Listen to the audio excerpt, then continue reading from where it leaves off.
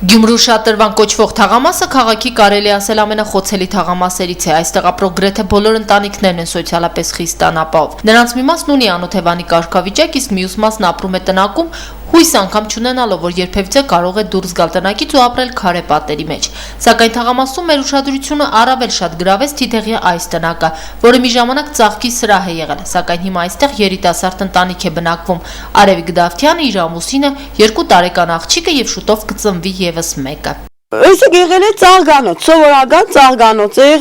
եղել է Կինո Հայաստանի վրա դրված, εμի բերել ենք ներգապային, այստեղ խնդրել են մարդիկ, բերել են դրել են, մենք այստեղ կապրենք։ Արևիկ Դավթյանը պատմում է, որ ամբողջ կյանքում է տնակում ապրել, ծնվել է երկրաշարժից հետո, աչքը բացել է տնակում, հետո տնակում մեծացել է, ամուսնացել, հիմա իր երեխաներին է մեծացնում։ Ծնվել եմ, ես ապրել եմ էլի ուրիշ տոմիկներում, հիմա էլ ապրել եմ նորից նույն տոմիկում, տարբերությունը ո՞րն է, տոմիկ է, էլ սաղ կյանքս տոմիկներում եմ ապրել։ Մանկուց որբ է եղել Արևիկը, հորը չի տեսել, իսկ մայրը մահացել է, երբ 14 տարեկան էր։ Հիմա ուզում է, որ երեխան լավ մանկություն ունենա, բայց ասում է անգամ ի վիճակի չէ մանկապարտեզ ճանապարհելու։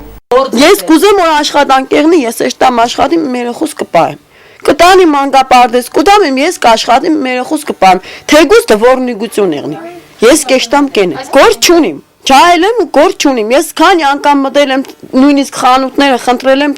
մաքրելու տեղ եղնի, ես կամ աշխատիմ, ոչ մի տեղ, ոչ մի բան չկա։ Եթե քախան եղավ կեշտամ կենեմ, եթե հավաքն եղավ կեշտամ կենեմ, եթե չէ տունը երեխուս հետ կնստիմ։ Արևիկի ամուսինը եւս աշխատանք չունի, նա բարձու աշխատող է։ Նրա մասին թաղում ու հարևան փողոցներում բոլորը գիտեն։ Զանգահարում են հարևանի տուն, կանչում աշխատանքի։ Փայտ է կոտրում, աղբ թափում, մեկ-մեկ էլ բանվորություն անում։ Ընտանիքը չունի կայուն եկամուտ, բացի 6000 դրամ տրվող ամենամսյա նպաստից։ Կզգամ, որ փոշ մնել եմ, որ ես երեխա եմ ունեցել, որ չեմ կռնա պահեմ իմ երեխուս։ Փոշ մնել եմ դուրից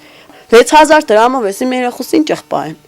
Արևիկը դժգոհում է, երիտասարդ ընտանիքը գոյատևել չի կարող ու հետո մեղադրում են, թե հեռանում են։ Ասում է նա, ապա շարունակում է, եթե հնարավորությունը կապեր ունենայի, 1 վայրկյան չէի հապաղի։ Իշխանությունները անտեսում են, չեն նկատում, որ երկրի պետության հույսը, ամրությունը երիտասարդ ընտանիքներն են, որոնք գնում են այս երկրից, իրենց համարելով անպաշտպան։ Մեզ միայն հիշում են ընտրությունների նախօրեին, դեռ հիշելու առիթներ կունենան, հավելում է Արևիկ Դավթյանը։ Ամեն տարի էլ եկել են ընտրության վախտեն է, դուք ընտրեք մեզի, մենք ձեզի ամեն ինչով կապավենք, դե ընտրեցի, ուր անիքի։ Այս տարի ոչ մեկին է չընտրեմ, ինձ պետք չեն։ Պետություն, որովհետև չկանի գե, ուր է պետություն։ Պետությունս իգե որ անսպես նա